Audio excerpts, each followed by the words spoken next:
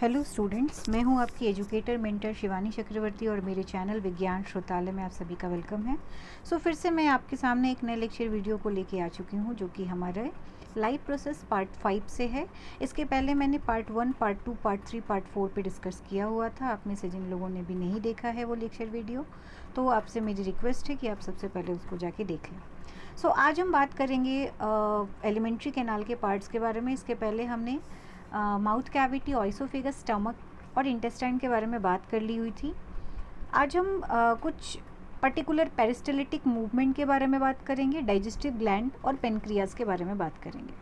तो चलिए स्टार्ट करते हैं ज़्यादा टाइम न लेते हुए। सबसे पहले पेरिस्टेलिसिस होता क्या है, यहाँ पे हम ये जानेंगे। पेरिस्टेलिसिस जो है एक गति होती है, एक मूवमेंट होती है, एक तरीके से आप कह सकते हैं वेव, गति, जो कि खाने को आपके भोजन नली से, जिसको हम ऑइसोफेगस कहते हैं इंग्लिश में, उसमें से नीचे की तरफ धकेलती है, यानी आमाशय, स्टमक की तरफ धकेलती है। तो वहाँ पे जो गति चलती है, वहाँ पे जो मूवमेंट होता है फूड पाइप से, जो माउथ से पीछे की तरफ जाता है और ऑइसोफेगस से स्टमक यानी आपके पेट में जाता है। तो ये जो पर्टिकुलर मूवमेंट वहाँ पे अप्लाई होती है, वो कौन सी मूवमेंट होती है? वो पर्टिकुलर पेरिस्टेलिटिक मूवमेंट होती है। उस प्रोसेस को ही हम पेरिस्टेलिसिस कहते हैं, जो वहाँ से स्मॉल इंटेस्टाइन की तरफ भी मूव होती है। तो पहले पॉइंट में ही आपको क्लियर बता रहा है कि ये constant web like movement from alimentary canal, मतलब लगातार होने वाला ऐसा मूवमेंट जो आपको अपने आहार नाल में, एलिमेंट्री कैनाल में देखने को मिलता है, जो कि शुरू कहाँ से होता है? शुरू होता है आपके फूड वाले पाइप से, जिसे हम कहते हैं, मैं कलर चेंज कर दे रही हूँ, जिसे हम कहते हैं ऑइसोफेगस। वहाँ से ये मूवमेंट शुरू होता है और वो फूड को ढकेल ढकेल के आगे के पार्ट्स तक भेजता है, और वहाँ से इंटेस्टाइन यानी स्मॉल इंटेस्टाइन, छोटी आंत तक ये प्रोसेस, ये वेव आपको देखने को मिलता है लगातार। ऐसे प्रोसेस को ही हम कहते हैं क्रमानुकुंचन, दैट मीन्स की पेरिस्टेलिसिस इंग्लिश में। नेक्स्ट पॉइंट में बता रहा है कि muscles present in the wall of alimentary canal are responsible for पेरिस्टेलिसिस।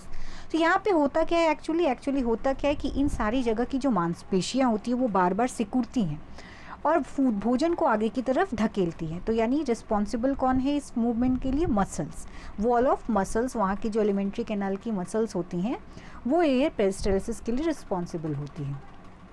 This movement help to push the food through the alimentary canal. ये मूवमेंट होता है जिसकी वजह से ही भोजन आपका आगे बढ़ पाता है। दैट मीन्स कि इस मूवमेंट की मदद से ही आपके फूड को ढकेला जाता है, आगे किया जाता है, एलिमेंट्री कैनाल के एक पार्ट से दूसरे पार्ट तक भेजा जाता है। ये हो गया पेरिस्टेलिसिस के बारे में। अब हम बात करेंगे कुछ पाचक ग्रंथियों के बारे में। जैसा मैंने बोला था कि मनुष्य का जो आहार नाल, एलिमेंट्री कैनाल होता है, वो जो डाइजेस्टिव सिस्टम होता है, पाचन तंत्र, वो दो चीज़ों से मिलके बना होता है। एक होता है एलिमेंट्री कैनाल यानी आहार नाल, जिसके 4 पार्ट्स थे, माउथ कैविटी, ऑइसोफेगस, स्टमक और इंटेस्टाइन, और दूसरा था पाचक ग्रंथियाँ यानी डाइजेस्टिव ग्लैंड। तो हालांकि एलिमेंट्री कैनाल के बारे में और उनके चारों पार्ट्स के बारे में हम पढ़ चुके हैं, तो अब हम पढ़ने जा रहे हैं डाइजेस्टिव ग्लैंड, जो कि हमारे शरीर में 3 होती है। यानी हमारे शरीर में 3 पाचक ग्रंथियाँ होती हैं। एक होता है लीवर यानी यकृत, एक होता है अग्नाशय यानी पेनक्रियाज, और तीसरा जो होता है वो होता है श्रावी ग्रंथियाँ यानी सलिवरी ग्लैंड। पहले तो हम जान लें कि डाइजेस्टिव ग्लैंड होती क्या है। सेवरल डाइजेस्टिव ग्लैंड क्या करती हैं? ये डाइजेस्टिव जूस यानी पाचक रस को निकालती है, जो भोजन पे गिरती है, फूड्स पे, और फूड्स को तोड़ती है यानी पचाती है, डाइजेस्ट करती है। जैसा कि मैंने बोला ही कि आपकी बॉडी में मेनली 3 डाइजेस्टिव ग्लैंड होते हैं। एक होता है सलिवरी ग्लैंड, एक होता है लीवर और एक होता है पेनक्रियास। इसके अलावा भी गैस्ट्रिक ग्लैंड्स और लीवर में ही गॉल ब्लैडर होता है। तो ये सारे कुछ ग्लैंड्स होते हैं जो आपके फूड्स को डाइजेस्ट करने में हेल्प करते हैं। सलिवरी ग्लैंड करता क्या है? सलाइवा यानी थूक यानी लार को बनाने का और उसको सेक्रेट करने का काम करता है, जो हमारे सबसे पहले माउथ में सेक्रेट होता है। इसीलिए कहते हैं कि हमारा पहला फूड का डाइजेशन हमारे माउथ में यानी मुख में होता है। ठीक है, साथ ही साथ सलाइवा में बहुत सारे ऐसे एंजाइम्स होते हैं, सॉल्ट्स होते हैं, नमक, जो हमारे फूड में जितने भी जीवाणु यानी बैक्टीरियाज होते हैं उनको किल करने का काम करते हैं और हमारे फूड्स को क्या करते हैं? ब्रेक करते हैं, कॉम्प्लेक्स से सिंपल सब्सटेंस में चेंज करते हैं। साथ ही साथ गैस्ट्रिक ग्लैंड जो होती है, ये एक हाई एसिडिक जूस अपने पास रखती है, जिसे हम हाइड्रोक्लोरिक एसिड कहते हैं, HCl कहते हैं, या गैस्ट्रिक जूस कहते हैं। इसके अलावा गैस्ट्रिक ग्लैंड में पेप्सिन जैसा एंजाइम भी पाया जाता है, जो प्रोटीन को तोड़ने का काम करता है। नेक्स्ट, डाइजेस्टिव ग्लैंड में हम सबसे पहले जो है आज पढ़ने वाले हैं पेनक्रियास के बारे में, लेकिन कुछ और भी डाइजेस्टिव ग्लैंड से रिलेटेड पॉइंट्स के बारे में जान लेते हैं। नेक्स्ट पॉइंट है the liver secrete bile which is store in gall bladder, bile help in digestion of fats. So जैसा कि मैंने बताया कि डाइजेस्टिव ग्लैंड में लीवर भी आता है, और लीवर क्या करता है, बाइल का सेक्रेशन करता है, जिसको हिंदी में कहते हैं पित्त। और ये बाइल जो होती है लीवर के अंदर एक नासपाती आकार की, एक बैग जैसी आकार की संरचना यानी स्ट्रक्चर होती है, जिसे गॉल ब्लैडर कहते हैं, पित्ताशय, उसमें स्टोर रहती है, जो क्या काम करती है, जितनी भी वसा होती है, जितनी भी फैट्स होती है, उसको डाइजेस्ट करने का मेन रोल लीवर का ही होता है। कोलेस्ट्रॉल के लेवल को बैलेंस करने का काम, कार्बोहाइड्रेट का मेटाबॉलिज्म का काम, ये सब लीवर का होता है।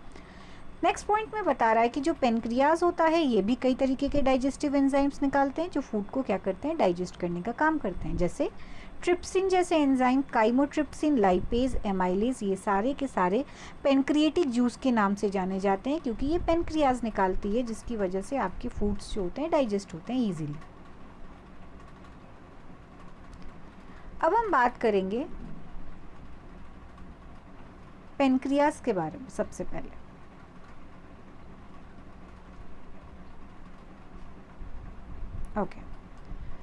सो जैसा कि पेनक्रियास को हम अग्नाशय कहते हैं हिंदी में, और पेनक्रियास एक लंबी पत्ती जैसी चिपटी हुई स्ट्रक्चर होती है, फ्लैट एंड स्ट्रक्चर होती है, जो स्टमक, पेट के एकदम पीछे होती है, ऐसे स्टमक जैसी स्ट्रक्चर होती है, लीफ जैसी स्ट्रक्चर होती है। इनके पास भी मेजर आप कह सकते हो डाइजेस्टिव ग्लैंड्स पाई जाती हैं, जो कि एक्सोक्राइन और एंडोक्राइन फॉर्म में होती है, जिसकी वजह से पेनक्रियास को मिश्रित ग्रंथि कहते हैं, क्योंकि ये अंतःस्रावी और बहिःस्रावी दोनों होती हैं नेचर की। ठीक है, अंतःस्रावी इंडोक्राइन हार्मोन्स को बनाती सेक्रेट करती हैं, और बहिःस्रावी एक्सोक्राइन एंजाइम्स यानी वीकर को बनाती सेक्रेट करती है। सो यहाँ पे इस पॉइंट में यही बताया है कि इंडोक्राइन ऑर्गन जो होती है वो 2 हार्मोन्स मेनली सेक्रेट करती है, एक होता है इंसुलिन और एक होता है ग्लूकागॉन, जो हमारे शरीर में ब्लड ग्लूकोज यानी शर्करा के लेवल को मेंटेन करता है, जिसकी वजह से, जिसकी गड़बड़ी होने की वजह से ही ब्लड शुगर बढ़ता और घटता है।